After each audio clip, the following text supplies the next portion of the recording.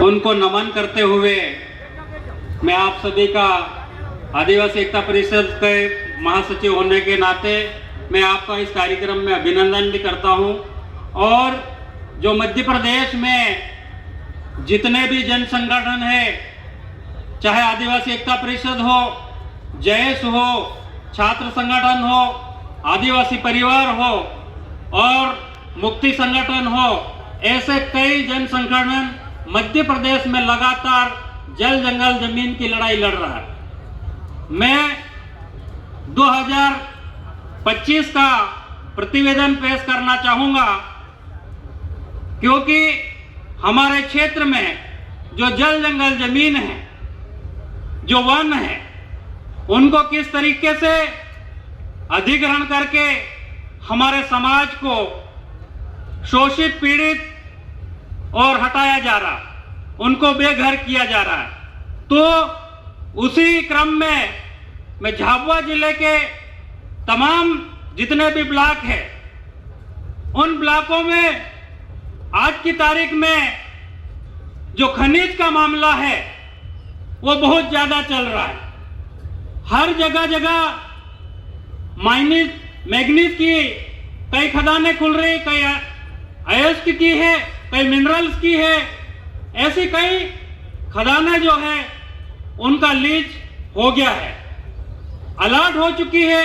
उसको निरस्त कराने के लिए हम लोग झाबुआ जिले में लगातार आंदोलन कर रहे हैं और कई संगठन को मिलकर ये लड़ाई को हमने अंजाम तक पहुंचाया है और हमारे आदिवासियों को उजड़ने से उनकी जमीन को बचाने का पूरा प्रयास किया है।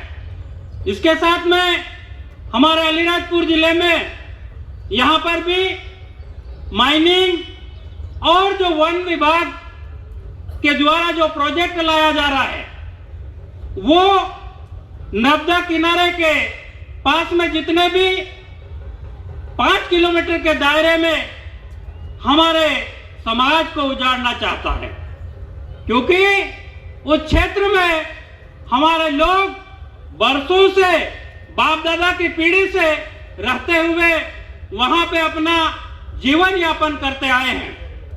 यदि 5 किलोमीटर के दायरे में वन विभाग यदि हमारे समाज को हटाता है तो यह समाज कहां जाएगा, उनका जीवन यापन कैसे होगा और आने वाली पीढ़ी वो कहां जीवन यापन करेगी।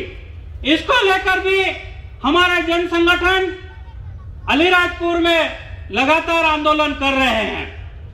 तो ये लड़ाइयां हमारी चल रही है। इसके क्रम में हमारे रतलाम जिले में जो 8 लेन निकला है रोड, वो झाबुआ में भी निकला है। जो निवेश क्षेत्र के नाम से उस 8 लेन के आसपास से 10 किलोमीटर के दायरे में उनको निवेश क्षेत्र के लिए जमीन चाहिए।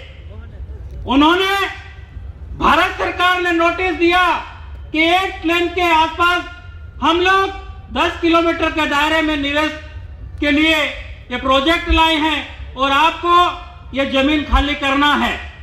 और उन्होंने हमारे भाइयों को उजाड़ने के लिए नोटिस दिया, लेकिन हमारे क्षेत्र में हमारे सभी जन संगठन, चाहे जयेश हो, आदिवासी एकता परिषद हो, चाहे आदिवासी परिवार हो, उन्होंने लगातार इस लड़ाई को लड़कर आज वो निवेश क्षेत्र को हमने रोका है। उसको, ये जो निवेश क्षेत्र हमारे लोगों की जमीन को अधिग्रहण करने से रोका है।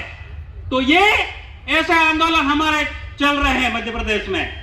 यदि आज आप देख लो, सिंगरौली में वन कटाई पूरी तरीके से हो रही, वहां पे हमारे कई लोगों ने आंदोलन किया और वहां पे भी लगातार आदिवासियों का उजाड़ने का प्रयास। देख लो, देवास में खाते गांव के आसपास, उसमें भी यही स्थिति बनी हुई है। और खरगोन और बड़वानी देख लो, यहां पर भी यावल सेंचुरी के नाम से हमारे लोगों को उजाड़ने का पूरा प्रयास किया जा रहा है। लेकिन यहां पर भी हमने इस लड़ाई को लड़ने के लिए हमारे समाज तत्पर रहा और आज वो लड़ाई हम लड़ रहे हैं। और उसके साथ में बुरहानपुर जिले में वन अधिकार को लेकर ये पूरी लड़ाई पुरजोर से चल रही है। यहाँ पर पूरी तरीके से जो हमारे लोगों का वन अधिकार अधिनियम के तहत हमारे कम से कम 10-20 हजार लोगों के जो पट्टे थे देना थे, वो पट्टे निरस्त किए गए। तो मैं सरकार से निवेदन करूंगा कि वो चाहे नेपानगर हो, चाहे बुरहानपुर के आसपास का हो, चाहे कोई सा भी क्षेत्र हो, वो जो पट्टे हैं वो हमारे आदिवासियों को दिया जाए, ताकि ये जो जमीन है, इस जमीन पे हमारे बाप दादा पुरखे यहाँ पर रहकर अपना जीवन यापन कर रहे हैं। तो ये विकास के नाम से इस तरीके से हमारे समाज को उजाड़ने का पूरा प्रयास किया जा रहा है, उसको रोका जाए।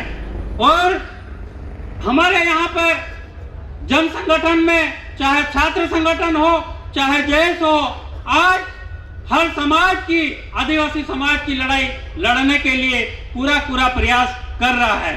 तरीके से मैं कहना चाहूंगा कि आज मध्य प्रदेश में लगातार सभी के जन संगठन के सहयोग से हमारी ये लड़ाई जारी है और हम लोग ये लड़ाई जब तक लड़ते रहेंगे, जब तक हमारे लोगों की जमीन छीनना बंद नहीं करेंगे, हमारे लोगों को पट्टे देना शुरू नहीं करेंगे। तो मैं शासन प्रशासन से निवेदन करूंगा कि इस तरीके की जो प्रोजेक्ट है, इस तरीके की जो कार्रवाई कर रहे हैं, आप उसको तत्काल रोका जाए, नहीं तो ये आदिवासी समाज फिर से सड़कों पे आएगा, जिसकी जिम्मेदारी आपकी रहेगी, आप इसके पूरे जिम्मेदार रहोगे।